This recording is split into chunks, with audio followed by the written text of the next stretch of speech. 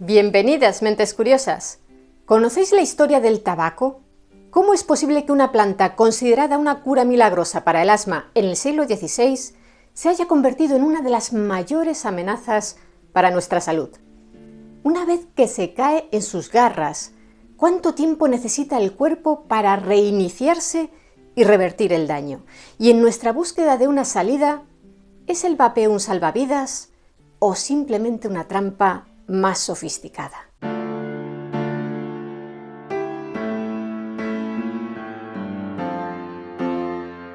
Cada minuto de cada día se encienden en el planeta millones de cigarrillos. Es un gesto casi inconsciente, un ritual repetido una y otra vez. El chasquido de un mechero, la primera calada, el humo que se arremolina y se disipa, pero en ese instante fugaz se desata una de las historias más complejas y mortíferas de la humanidad. Es un acto que a escala global se ha convertido en la principal causa de muerte evitable en el mundo. Esta realidad nos obliga a preguntarnos, ¿cómo hemos llegado hasta aquí? ¿Cómo una planta inicialmente venerada por civilizaciones antiguas como un regalo divino y aclamada en la Europa del Renacimiento como una panacea médica, se ha convertido en el enemigo público número 1 de la salud mundial? ¿Hasta qué punto afecta a nuestra salud y a la de quienes nos rodean? Si os interesa conocer las respuestas, acompañadnos en este viaje para conocer la historia de la hoja que conquistó el mundo. La relación de la humanidad con el tabaco no comenzó con un paquete de cigarrillos, sino con un acto de reverencia.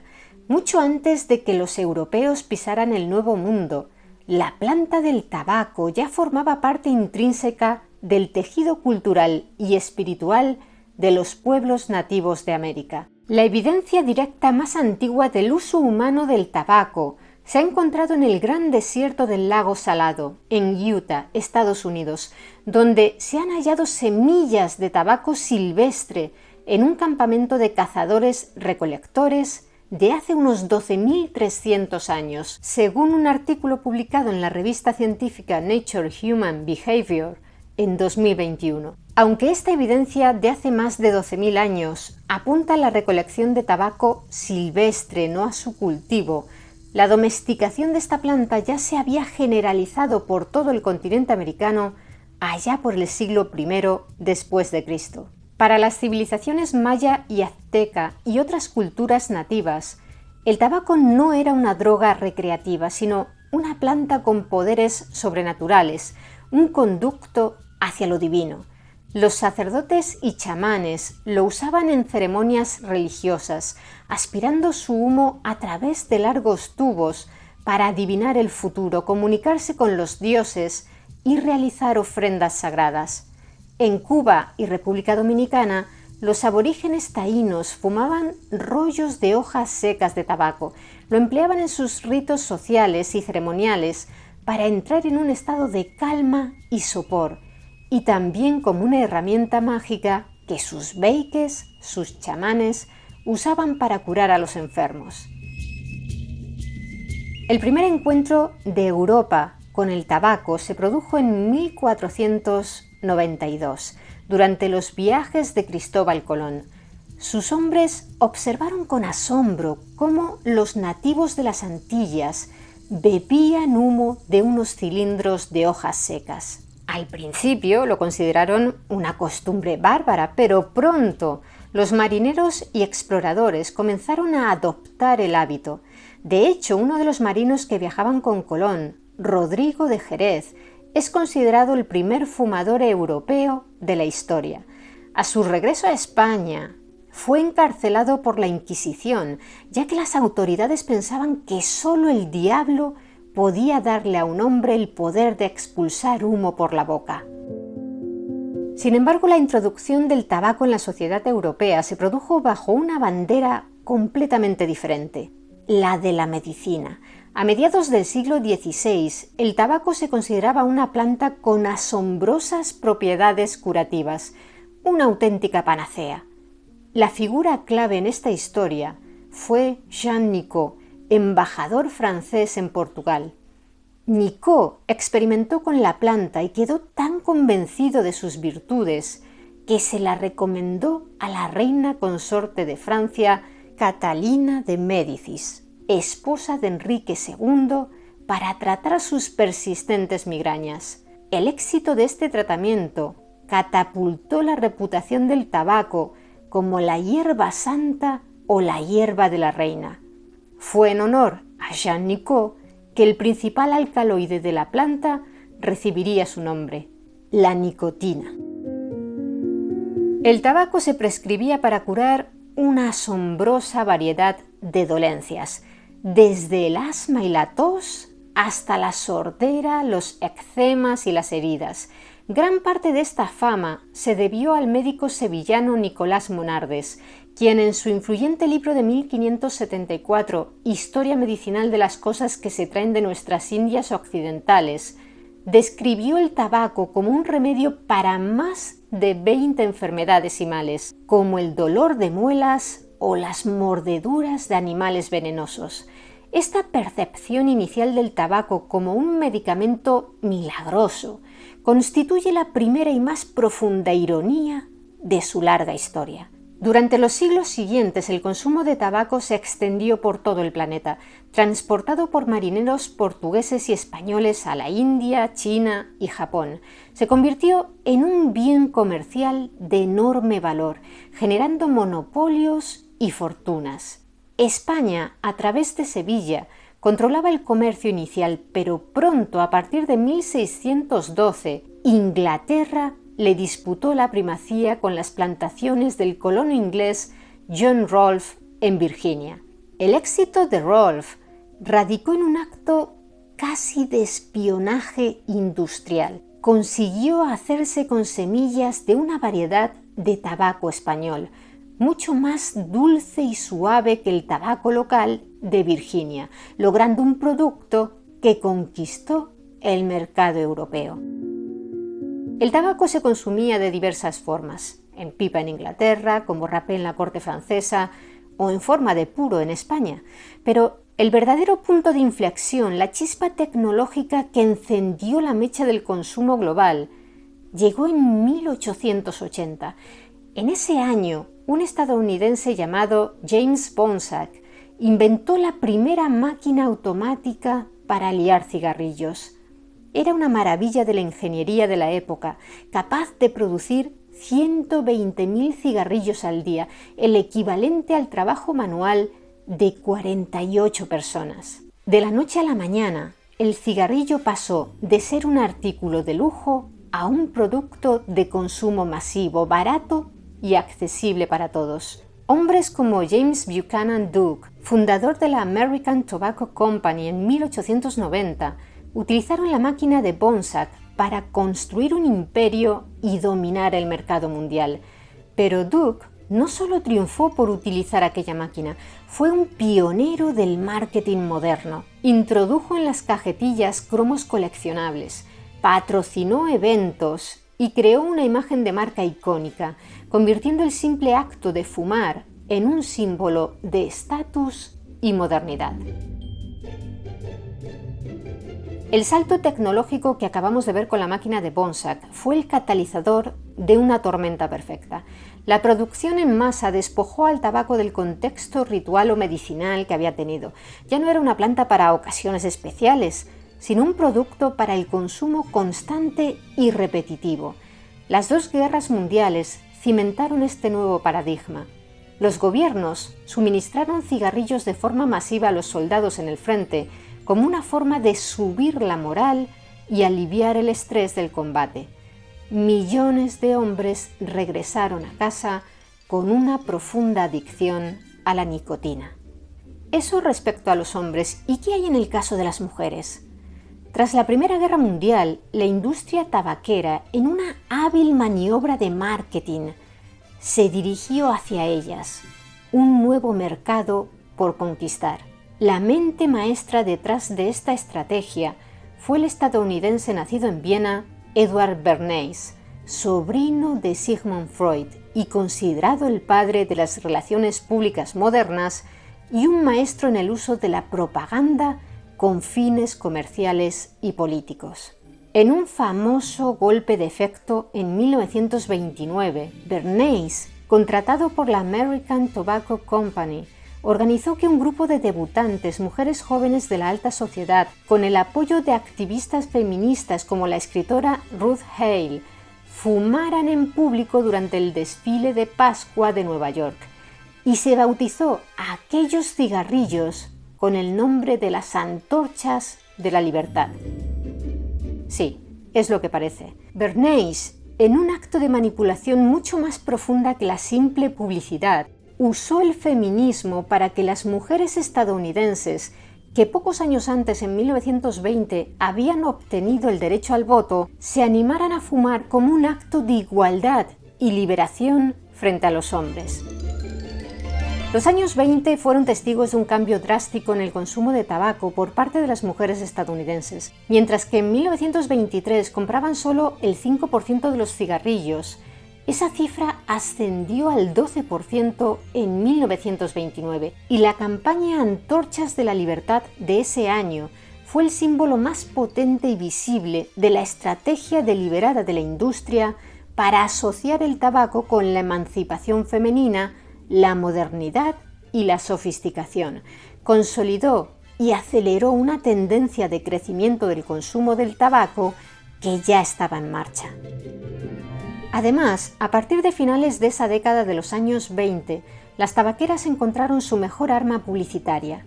Durante las décadas siguientes pagaron a decenas de celebridades, sobre todo estrellas de cine, para promocionar sus marcas.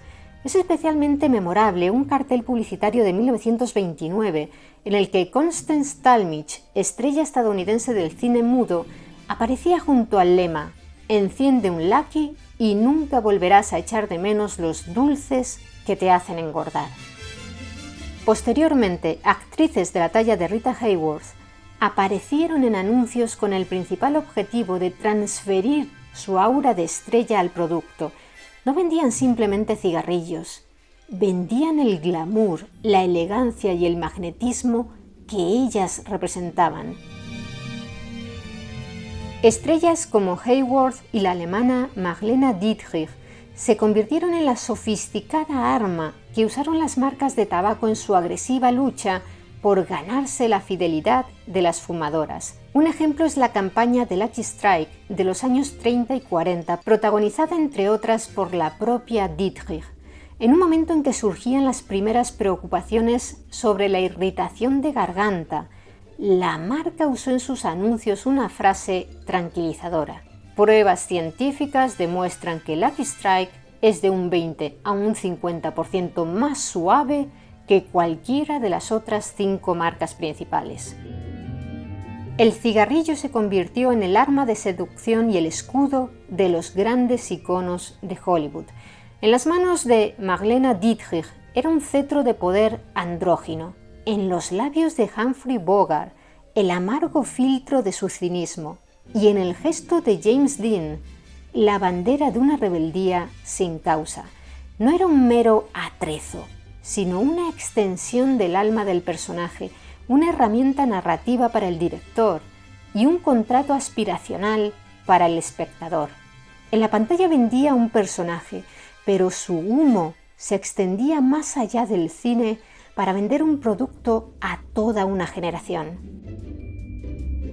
El entramado publicitario logró su objetivo, de manera que en 1935 ya era el 18,1% de la población estadounidense femenina la que fumaba, y más del 50% de los hombres. Algunas fuentes apuntan al 59%. El cigarrillo se había convertido en una parte omnipresente de la vida moderna, un compañero inseparable desde el café de la mañana hasta la copa de la noche. La planta sagrada se había transformado en un producto industrial de consumo masivo.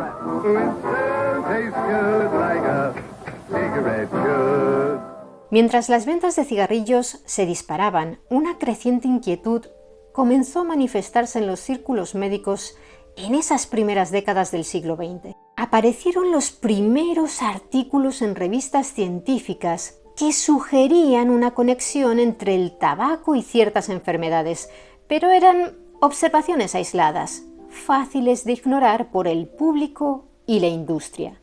La verdadera bomba científica estalló a mediados de siglo.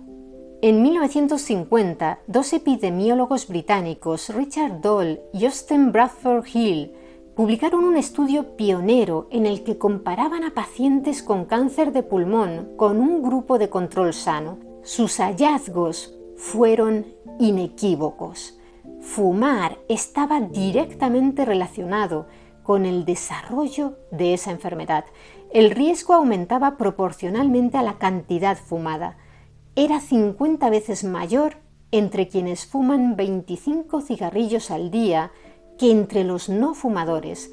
4 años más tarde, en 1954, publicaron un informe aún más contundente, basado en encuestas realizadas a más de 40.000 médicos británicos acerca de su propia salud. La evidencia estadística era clara. Los fumadores tenían una probabilidad muchísimo mayor de padecer cáncer de pulmón y ataques cardíacos. Poco antes, en el 53, otro estudio realizado por investigadores del Instituto Sloan Kettering de Nueva York había demostrado que al pintar la piel de ratones con alquitrán de cigarrillos, los animales desarrollaban tumores cancerosos mortales. La reacción de la industria tabaquera ante la avalancha de pruebas que vinculaban el tabaco con el cáncer no fue la de aceptar la realidad o modificar sus productos para hacerlos más seguros, fue la de negar y en ocasiones directamente mentir.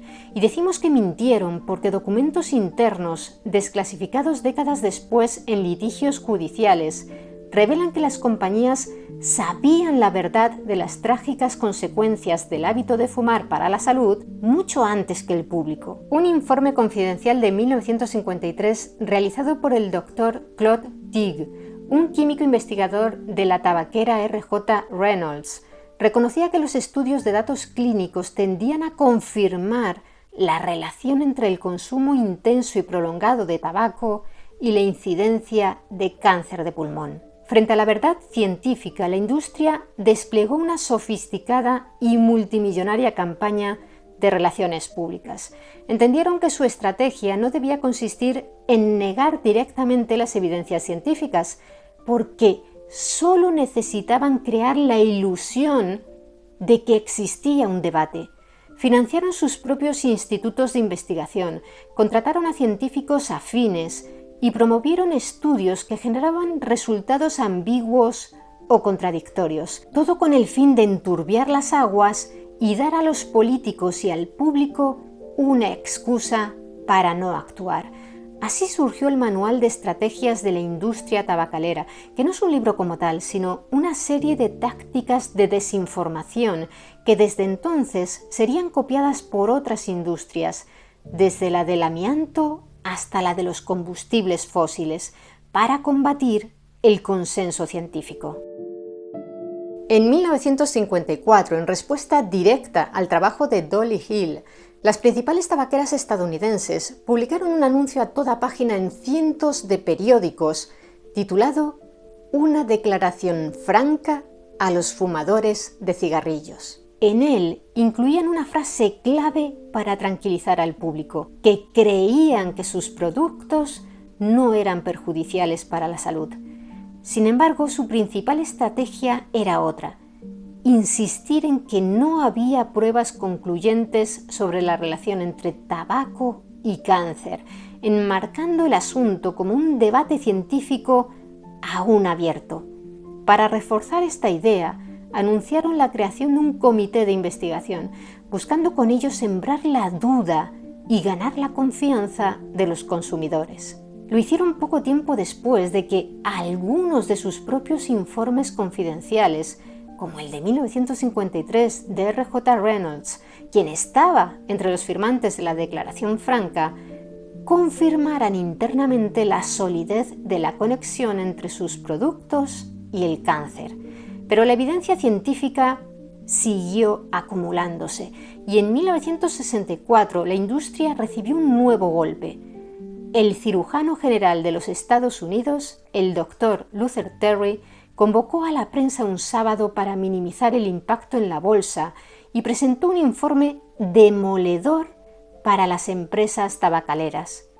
Este documento, exhaustivo y oficial, declaró sin ambages que fumar cigarrillos era una causa directa de cáncer de pulmón en los hombres.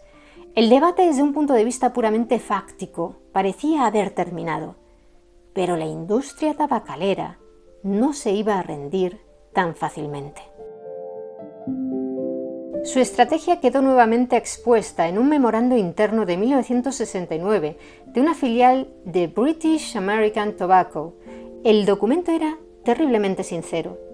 La duda es nuestro producto, ya que es la mejor manera de competir con el conjunto de hechos que existe en la mente de la sociedad.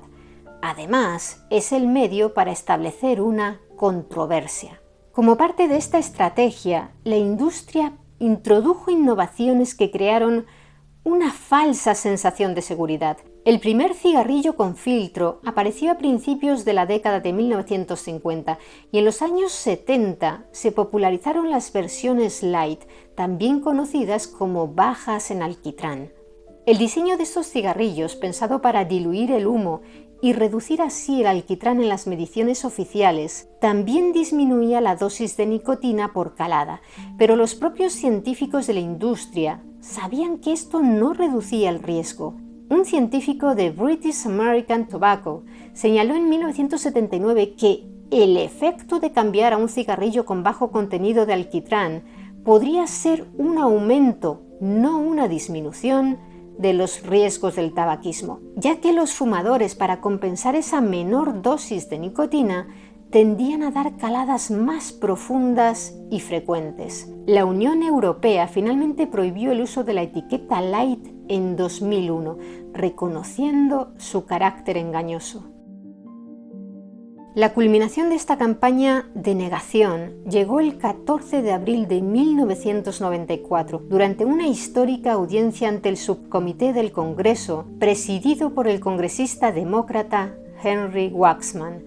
Ese día, los directivos ejecutivos de las 7 mayores empresas tabaqueras de Estados Unidos testificaron bajo juramento ante el Congreso. La imagen de los 7 directores ejecutivos, trajeados y con la mano derecha levantada, jurando decir la verdad para luego negarla, se convirtió en un símbolo de la arrogancia corporativa.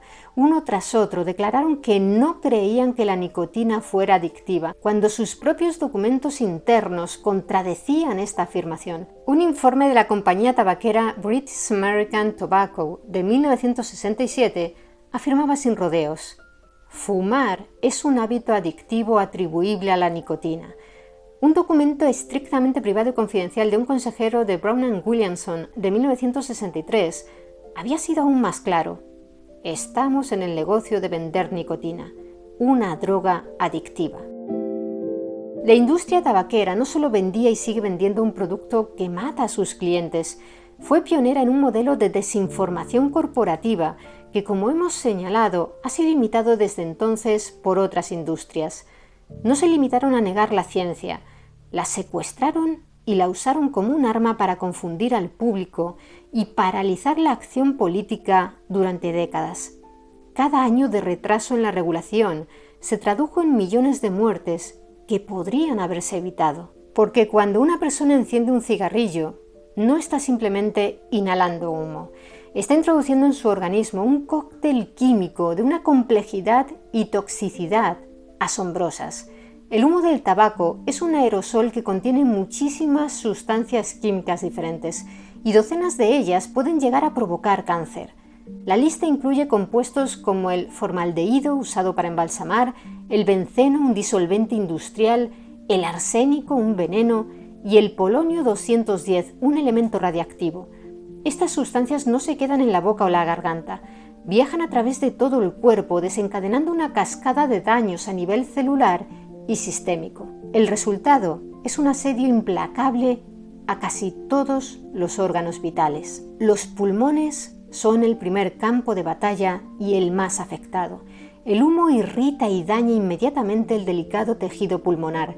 Con el tiempo, esta agresión constante provoca enfermedades devastadoras. La más común es la enfermedad pulmonar obstructiva crónica, la EPOC, un término que engloba el enfisema y la bronquitis crónica. Fumar es responsable del 80% de las muertes por EPOC y de la inmensa mayoría de los casos de bronquitis crónica. Las vías respiratorias se inflaman y se llenan de mucosidad, y los pequeños sacos de aire de los pulmones, los alvéolos, se destruyen, convirtiendo actos tan cotidianos como subir un tramo de escaleras o jugar con un niño en una lucha por conseguir aire. Además, el tabaco, al contrario de lo que suponían en el siglo XVI, agrava el asma y multiplica el riesgo de sufrir infecciones como la neumonía y la tuberculosis. El daño al corazón y los vasos sanguíneos es rápido y severo. Fumar es una de las principales causas de enfermedad cardiovascular, un grupo de dolencias que por sí solas provocan aproximadamente un tercio de todas las muertes relacionadas con el tabaco. Cada cigarrillo aumenta temporalmente la frecuencia cardíaca y la presión arterial. A largo plazo, daña el revestimiento de las arterias, permitiendo que se acumulen en ellas placas de colesterol. También hace que la sangre sea más espesa y propensa a formar coágulos. Esta combinación fatal aumenta drásticamente el riesgo de sufrir un infarto de miocardio, un accidente cerebrovascular, un ictus, un aneurisma de aorta o una enfermedad vascular periférica. Esta última, en casos extremos, puede llegar a provocar incluso la amputación de una pierna. El tabaco también causa cáncer. El mecanismo por el cual lo hace es doble. Por un lado, las sustancias tóxicas del humo dañan directamente el ADN de las células, el manual de instrucciones que controla su crecimiento. Cuando este ADN se daña, las células pueden empezar a multiplicarse sin control, formando un tumor. Por otro lado, el tabaco debilita el sistema inmunitario, dificultando que el cuerpo pueda localizar y destruir estas células cancerosas incipientes. Es un doble ataque perfecto. El tabaco no solo prende el fuego, sino que además desactiva el sistema de alarmas del edificio. Fumar causa entre el 80 y el 90% de todos los cánceres de pulmón, la principal causa de muerte por cáncer en el mundo. Pero la devastación no se detiene ahí. Está demostrado que fumar aumenta el riesgo de al menos otros 12 tipos de cáncer, incluyendo los de boca, laringe, faringe, esófago, estómago, páncreas, riñón, vejiga y cérvix, además de la leucemia mieloide aguda. El tabaco también afecta gravemente a la salud reproductiva. En las mujeres aumenta el riesgo de infertilidad, complicaciones graves durante la gestación, como el embarazo ectópico o problemas con la placenta, y eleva las probabilidades de aborto espontáneo, parto prematuro y de que el bebé nazca con bajo peso o con defectos congénitos como el labio leporino. Además, puede hacer que se adelante la menopausia y aumenta el riesgo de osteoporosis. En los hombres, el tabaco daña el ADN del esperma, lo que puede reducir la fertilidad y es un factor de riesgo principal para la disfunción eréctil, ya que daña los vasos sanguíneos necesarios para una erección. La lista de estragos continúa. Fumar aumenta el riesgo de desarrollar diabetes tipo 2, enfermedades oculares que pueden llevar a la ceguera como las cataratas y la degeneración macular, y enfermedades de las encías que provocan la pérdida de dientes. También debilita el sistema inmunitario, acelera el envejecimiento de la piel, deteriora los sentidos del gusto y el olfato y retrasa la cicatrización de las heridas. Por otra parte, una de las batallas más importantes en la lucha por la salud pública ha sido el reconocimiento del peligro mortal del tabaquismo pasivo.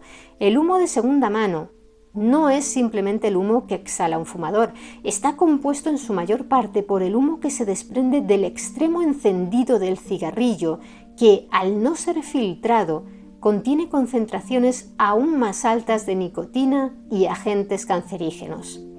La ciencia es categórica. No existe un nivel seguro de exposición al humo de segunda mano.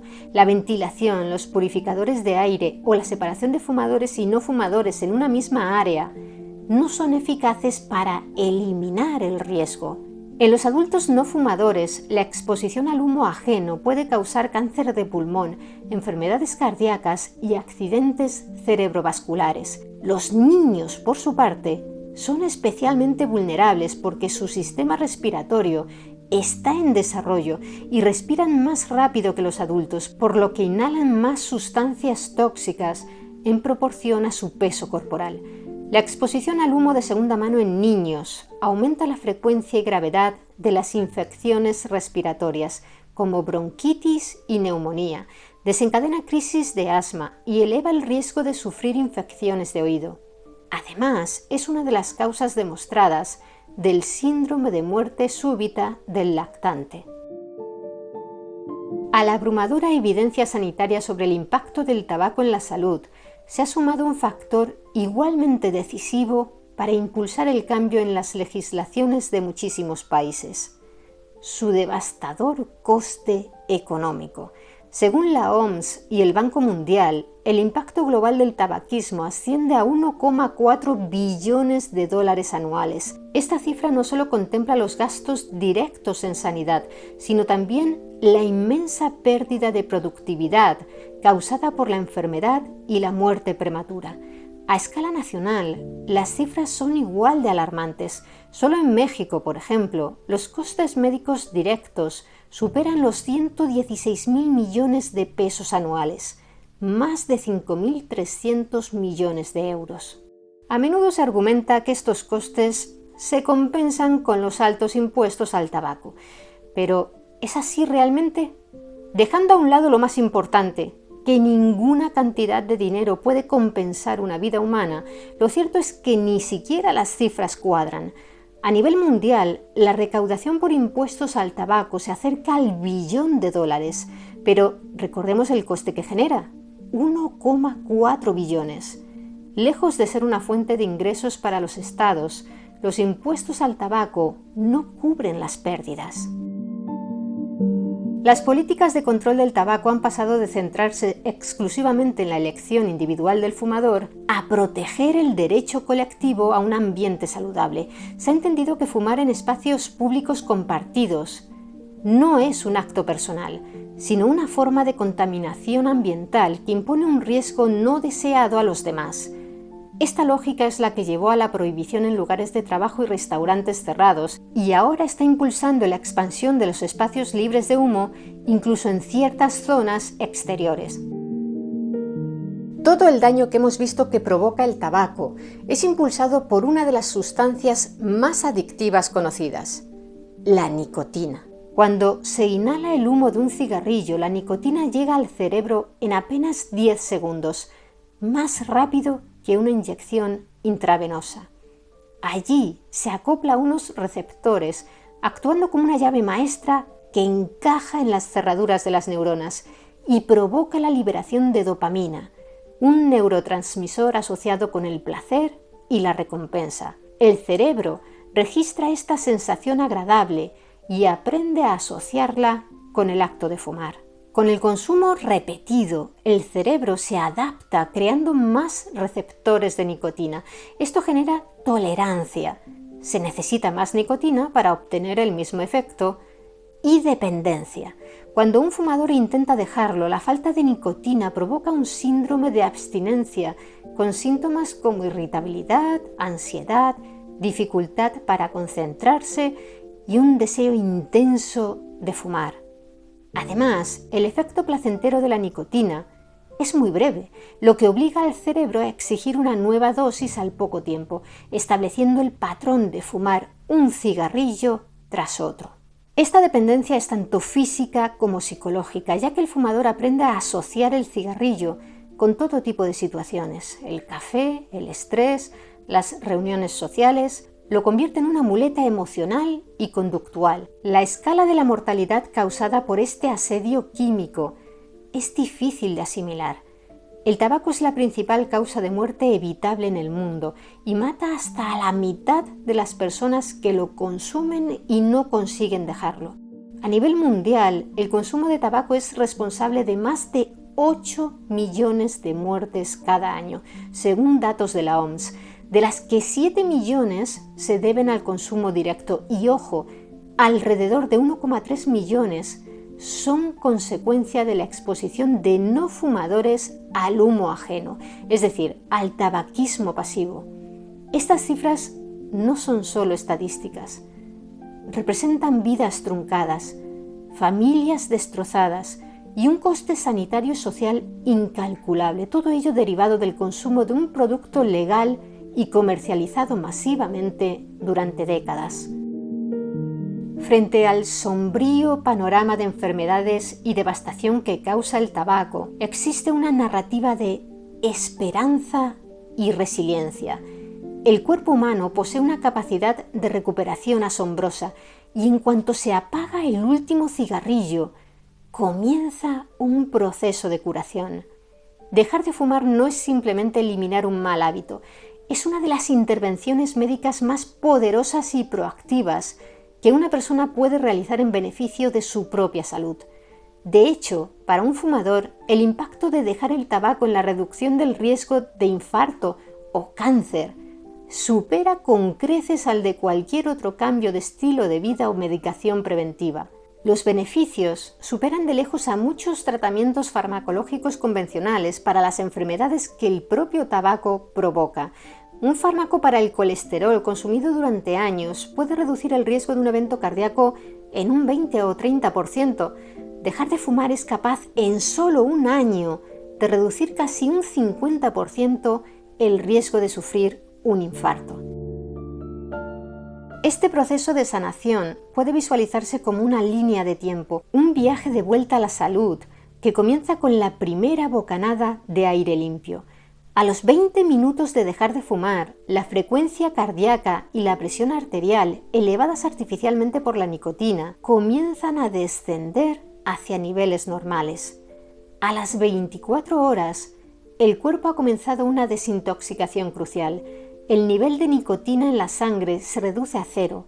Y aún más importante, poco después el nivel de monóxido de carbono, un gas venenoso del humo que desplaza el oxígeno en la sangre, desciende hasta igualar al de una persona no fumadora. Esto tiene un beneficio casi inmediato. Más oxígeno puede llegar al corazón, los músculos y el resto de los órganos del cuerpo. Uno de los cambios más notables a medio plazo ocurre en el sistema respiratorio. A partir de las primeras semanas y de forma mucho más evidente durante los meses siguientes, los cilios, esas pequeñas estructuras pilosas que se encargan de limpiar las vías respiratorias, comienzan a regenerarse. Estaban paralizados por el humo, pero al volver a funcionar, empiezan a expulsar la mucosidad y los residuos acumulados. Como consecuencia, la tos y la dificultad para respirar, características del fumador, disminuyen progresivamente.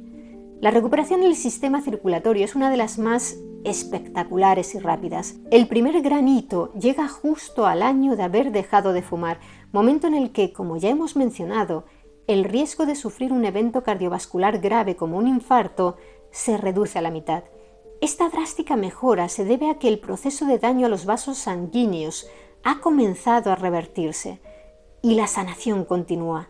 A partir de los 5 años, el riesgo de sufrir un accidente cerebrovascular comienza a reducirse drásticamente, llegando a igualar al de un no fumador en un plazo de 5 a 15 años. Poco a poco, el corazón y las arterias van borrando las cicatrices del tabaco. El riesgo de desarrollar cáncer de boca, garganta, esófago o vejiga se reduce a la mitad cuando llevas unos 5 años sin fumar. El cuerpo ha logrado eliminar gran parte del daño celular en esas zonas, aunque el hito más esperado llega a los 10 años. Para entonces, el riesgo de morir por cáncer de pulmón, la principal causa de muerte por cáncer, también se ha reducido a la mitad. Es una segunda oportunidad que el cuerpo se ha ganado a pulso. A los 20 años de fumar el último cigarrillo, el riesgo de varios cánceres como los de boca y laringe se ha reducido casi al nivel de un no fumador. En las mujeres, el riesgo añadido de cáncer de cuello uterino se reduce aproximadamente a la mitad. Este calendario de recuperación envía un mensaje inequívoco. Aunque el daño del tabaco es severo, gran parte de él es reversible. Y aunque los beneficios son mayores cuanto antes se deja, abandonar el hábito es beneficioso a cualquier edad. Las investigaciones demuestran que dejar de fumar antes de los 40 años permite recuperar prácticamente toda la esperanza de vida de una persona que nunca ha fumado, pero incluso quienes lo dejan a los 50, 60 o más tarde, reducen significativamente su riesgo de muerte prematura, mejoran su calidad de vida y disminuyen la progresión de enfermedades ya existentes como la EPOC. Además de estos beneficios médicos medibles, dejar de fumar mejora la vida de formas más inmediatas y tangibles. El sentido del olfato y del gusto se recuperan, la comida sabe mejor, el aliento y la ropa dejan de oler a humo, el color amarillento de los dientes y los dedos desaparece gradualmente y se produce, por supuesto, un considerable ahorro económico. Dejar de fumar es, en definitiva, un acto de recuperación personal que permite al individuo pasar de ser una víctima pasiva del riesgo a convertirse en el agente activo de su propia salud. Abandonar el tabaco es un desafío inmenso, pero es un reto que se puede superar. La clave del éxito reside en entender que la adicción a la nicotina no es un fallo moral o una falta de voluntad, sino una condición médica compleja con componentes físicos y psicológicos que requieren un tratamiento estructurado. La mayoría de las personas que lo consiguen han realizado varios intentos previos. Lejos de ser fracasos, estos intentos deben considerarse experiencias de aprendizaje que ayudan a encontrar la estrategia definitiva para al final conseguirlo. La ciencia ha avanzado enormemente en el desarrollo de métodos eficaces para ayudar a los fumadores. El enfoque más exitoso no se basa en una única píldora mágica, sino en una estrategia sinérgica que combina el tratamiento farmacológico para la dependencia física con el apoyo conductual para la dependencia psicológica. Abordar la adicción desde ambos frentes multiplica exponencialmente las posibilidades de éxito. Entre los métodos que según la evidencia científica funcionan se encuentra la terapia sustitutiva con nicotina, la TSN. Es uno de los tratamientos de primera línea. Su lógica es simple: proporcionar al cuerpo la nicotina que ansía, pero sin el cóctel de miles de toxinas del humo del cigarrillo. Esto permite al fumador concentrarse en romper el hábito conductual, mientras los síntomas de abstinencia física se mantienen bajo control. La TSN se presenta en varias formas: de acción prolongada con parches transdérmicos que se aplican sobre la piel y liberan nicotina de forma lenta y constante a lo largo del día, y de acción rápida, con chicles, comprimidos para chupar y sprays nasales o bucales que suministran nicotina rápidamente para combatir los antojos agudos e inesperados.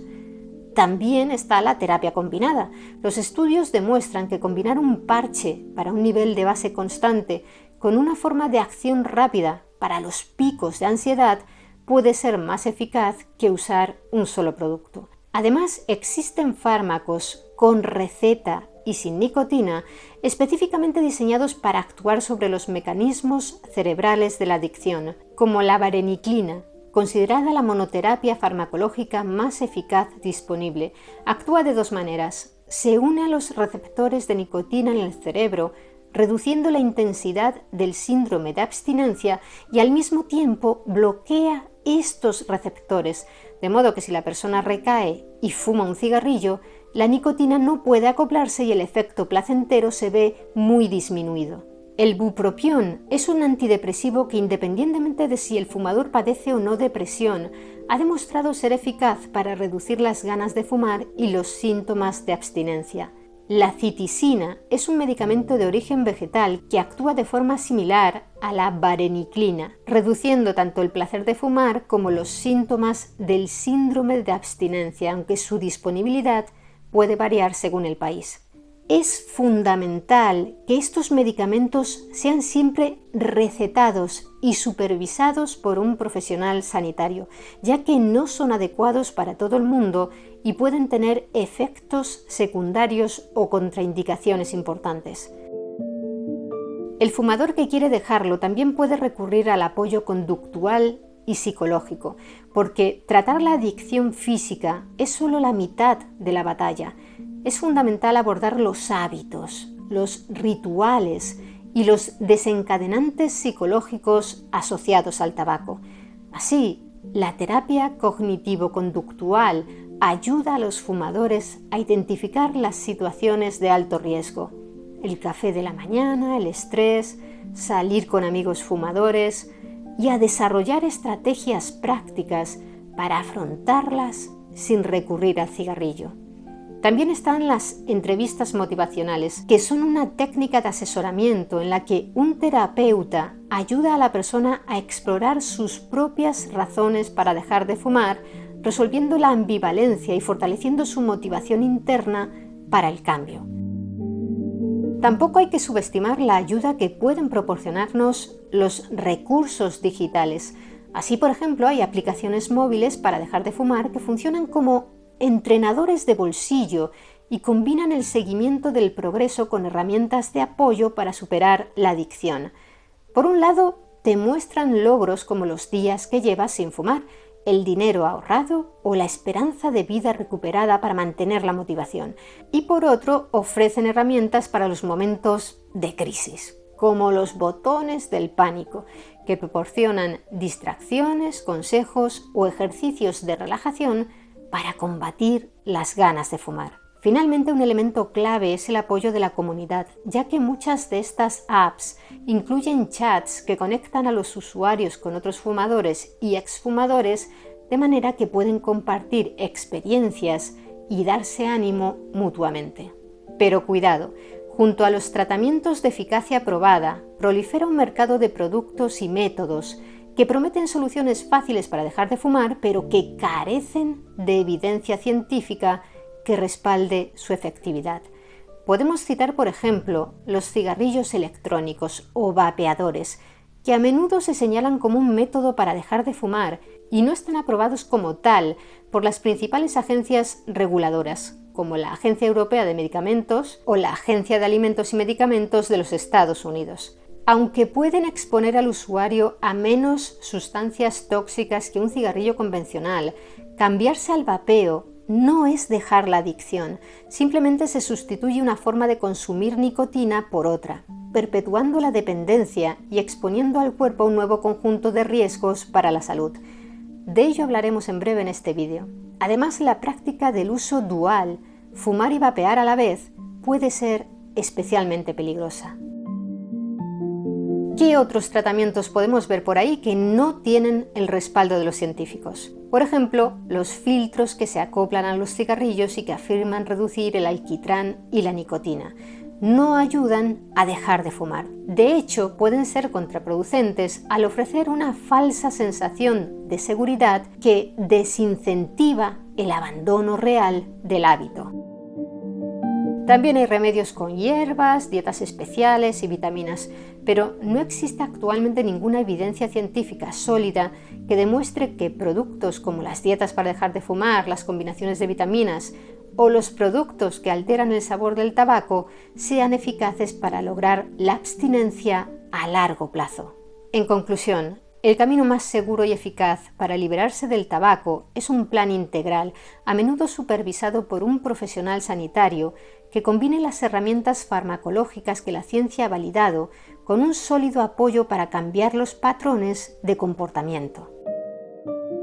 Hemos visto cómo el consumo de cigarrillos tradicionales ha descendido en muchos países, especialmente entre los jóvenes.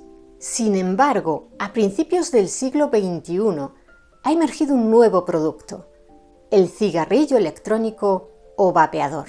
Se comercializó con una narrativa seductora. Era una alternativa moderna, tecnológica y sobre todo más segura que fumar, con una explosión de sabores atractivos, frutas, postres, golosinas y campañas de marketing en redes sociales. Los vapeadores se convirtieron en una moda, especialmente entre adolescentes y adultos jóvenes, que quizás nunca habían probado un cigarrillo convencional. Esta estrategia ha funcionado como un auténtico caballo de Troya. Bajo una apariencia atractiva e innovadora que la industria tabacalera no inventó, pero que rápidamente adoptó y perfeccionó, se ha introducido la vieja carga de la adicción a la nicotina en una nueva generación, revirtiendo décadas de progreso en salud pública. Antes, el hombre Marlboro o las antorchas de la libertad vendían respectivamente un ideal de rudeza o emancipación. Ahora hay influencers en las redes sociales vendiendo una imagen de modernidad, sofisticación y rebeldía cool. En el pasado se promovieron los cigarrillos con filtro y light como alternativas más seguras. En la actualidad se comercializa el vapeo con la narrativa de que es un 95% más seguro que fumar, afirmación que oculta deliberadamente los riesgos que supone para un no fumador que se inicia en la adicción a la nicotina a través del vapeo. Por cierto, esa frase de que el vapeo es un 95% más seguro surgió en 2013 y no de un estudio a largo plazo, sino de las conclusiones de un panel de 12 expertos internacionales y la metodología que usaron y los posibles conflictos de interés de algunos de sus miembros, a los que relacionaron con empresas tabacaleras y de la industria del vapeo, han sido duramente criticados por revistas científicas como The Lancet y el British Medical Journal, que consideraron la evidencia que presentaban estos científicos como extraordinariamente endeble.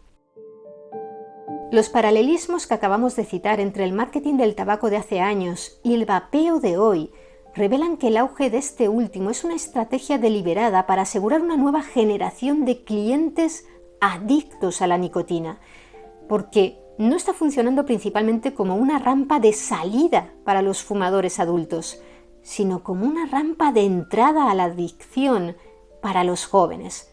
Los datos son claros. Los jóvenes que vapean tienen más probabilidades de empezar a fumar cigarrillos tradicionales en el futuro. Aunque los efectos a largo plazo del vapeo en nuestra salud todavía se están estudiando, ya que es un fenómeno bastante reciente, la evidencia acumulada sobre sus daños a corto y medio plazo resulta alarmante. Puede causar inflamación y daño pulmonar permanente. Los usuarios a menudo experimentan tos, sibilancias y dificultad para respirar, y puede empeorar condiciones como el asma. En 2019, en Estados Unidos, se produjo un brote de una grave lesión pulmonar asociada al vapeo, denominada EVALI, que hospitalizó a más de 2.800 personas y causó 68 muertes en el país norteamericano. Los Centros para el Control y la Prevención de Enfermedades de Estados Unidos identificaron a un culpable principal, el acetato de vitamina E en los líquidos de cigarrillos electrónicos que contenían THC, principal compuesto psicoactivo del cannabis, en gran parte adquiridos de fuentes informales como amigos, familiares o distribuidores en la calle. La afirmación más peligrosa sobre el vapeo es que su aerosol es simplemente vapor de agua. Eso es falso. El líquido de los vapeadores, el líquido, se calienta mediante una resistencia metálica, generando un aerosol que el usuario inhala. Este aerosol es un cóctel de sustancias químicas potencialmente dañinas. La mayoría de los líquidos para vapeadores contienen nicotina, a menudo en concentraciones muy altas. Es una sustancia extremadamente adictiva y especialmente perjudicial para el cerebro adolescente, que continúa su desarrollo hasta los 25 años. La nicotina puede alterar permanentemente las áreas cerebrales que controlan la atención, el aprendizaje, el estado de ánimo y el control de los impulsos, además de aumentar el riesgo de adicción a otras drogas en el futuro. Sustancias como el diacetilo, usadas para crear sabores como el de las palomitas de maíz con mantequilla, están relacionadas con una enfermedad pulmonar grave e irreversible conocida como bronquiolitis obliterante o pulmón de palomitas de maíz. El proceso de calentamiento del líquido puede generar sustancias cancerígenas como el formaldehído y el benceno, y partículas ultrafinas de metales como el níquel, el estaño y el plomo pueden desprenderse de la resistencia de calentamiento y ser inhaladas profundamente en los pulmones. Lejos de ser inocuo para el sistema cardiovascular, el vapeo puede provocar un endurecimiento de las arterias, un aumento de la presión arterial y de la frecuencia cardíaca. Estos efectos aumentan el riesgo de sufrir un infarto de miocardio o un accidente cerebrovascular, incluso en personas jóvenes y sanas. Por otra parte, el daño del vapeo no se limita a quien lo consume. El aerosol exhalado no se desvanece sin dejar rastro, contamina el aire de los espacios cerrados y expone a las personas que están cerca a la nicotina y a otras sustancias tóxicas. Esto se conoce como vapeo pasivo o exposición al aerosol de segunda mano. La OMS advierte de que no existe un nivel seguro de exposición pasiva. Una investigación publicada en la revista Thorax encontró que las personas no fumadoras expuestas en su hogar al aerosol de nicotina de los cigarrillos electrónicos tenían un 40% más de probabilidades de sufrir síntomas de bronquitis y un 53% más de presentar dificultad para respirar. Aunque los riesgos parecen ser menores que los del humo de segunda mano del tabaco tradicional, la evidencia científica respalda claramente que el vapeo pasivo es perjudicial para la salud y deteriora la calidad del aire en los interiores. La nube del vapeo, por tanto, no es solo una molestia, sino un riesgo real para la salud pública. ¿Y qué es lo que han hecho hasta ahora los gobiernos de todo el mundo para luchar contra la epidemia del tabaquismo que el comercio y el marketing han hecho global? A finales del siglo XX, la comunidad internacional reconoció que la lucha contra el tabaco no podía ganarse país por país, sino que requería un esfuerzo coordinado y basado en la evidencia.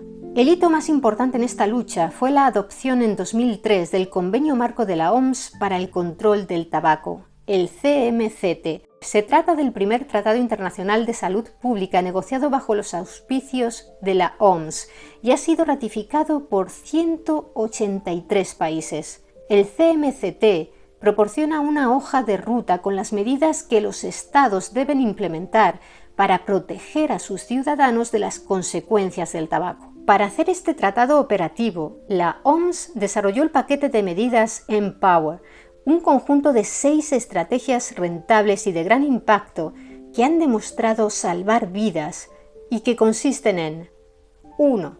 Instaurar políticas de prevención y vigilar el consumo de tabaco. 2. Proteger a la población del humo de tabaco mediante la creación de espacios 100% libres de humo. 3. Ofrecer ayuda para dejar de fumar. 4. Avisar sobre los peligros del tabaco mediante advertencias sanitarias gráficas en los paquetes y campañas en los medios. 5. Hacer cumplir las prohibiciones sobre la publicidad, la promoción y el patrocinio del tabaco. Y 6. Aumentar los impuestos al tabaco para reducir su asequibilidad. La implementación de estas medidas ha supuesto un avance notable. Según la OMS, gracias a estas políticas, 6.100 millones de personas en todo el mundo, de una población total de unos 8.200 millones, están ahora protegidas por al menos una de estas medidas de control del tabaco al más alto nivel. Este es un gran logro de la salud pública, fruto de décadas de legislación, educación y cambio social. La mala noticia y el gran desafío actual es que este éxito se ve amenazado. En España, por ejemplo, los datos son alarmantes. Según la encuesta Estudes de 2023, mientras que un 21% de los estudiantes de 14 a 18 años había fumado tabaco en el último mes, una cifra mucho mayor y alarmante, el 54,6%, había consumido cigarrillos electrónicos alguna vez. Así que no hay lugar para la complacencia. Además del devastador coste para la salud humana, el tabaco tiene un impacto medioambiental masivo. Su cultivo es una causa significativa de deforestación, especialmente en países en desarrollo, ya que se necesita madera para curar las hojas y despejar terrenos para las plantaciones. Además, es un cultivo que consume una gran cantidad de agua, un recurso cada vez más escaso a nivel mundial. Sin olvidar que el uso intensivo de pesticidas y fertilizantes en las plantaciones contamina el suelo y las fuentes de agua. Asimismo, Las colillas de cigarrillos que contienen filtros de acetato de celulosa, un plástico, son el residuo más comúnmente arrojado en el mundo y contamina océanos, playas y ciudades con miles de millones de microplásticos y químicos tóxicos cada año. Muchos de vosotros habréis visto 2 de nuestros vídeos anteriores en los que analizábamos otras 2 sustancias que, como el tabaco, han mantenido una compleja y a menudo destructiva relación con el ser humano: el azúcar y el alcohol. En los 3 casos hemos hallado historias similares de placer, adicción, intereses económicos y una lenta toma de conciencia sobre los verdaderos costes para la salud de estas drogas legales. Si la historia de hoy, la del tabaco, nos enseña algo, es la asombrosa capacidad de resiliencia del ser humano, la de la ciencia para descubrir la verdad, la de la salud pública para defenderla y, sobre todo, la del cuerpo humano para sanar. Cada persona que apaga su último cigarrillo es una victoria en esta larga lucha, un futuro reescrito que parecía sentenciado. Dejar de fumar no es solo evitar una enfermedad, es un acto de recuperación personal, la prueba de que incluso frente a la adicción más poderosa, el protagonista final de nuestra salud somos nosotros mismos. ¿Y vosotros qué opináis de la historia del tabaco? ¿Sois fumadores? ¿Lo habéis sido? Me gustaría que nos lo contarais abajo en los comentarios. Y si queréis conocer más historias interesantes, suscribíos a nuestro canal. Muchas gracias por estar ahí, mentes curiosas. Nos vemos en el siguiente vídeo.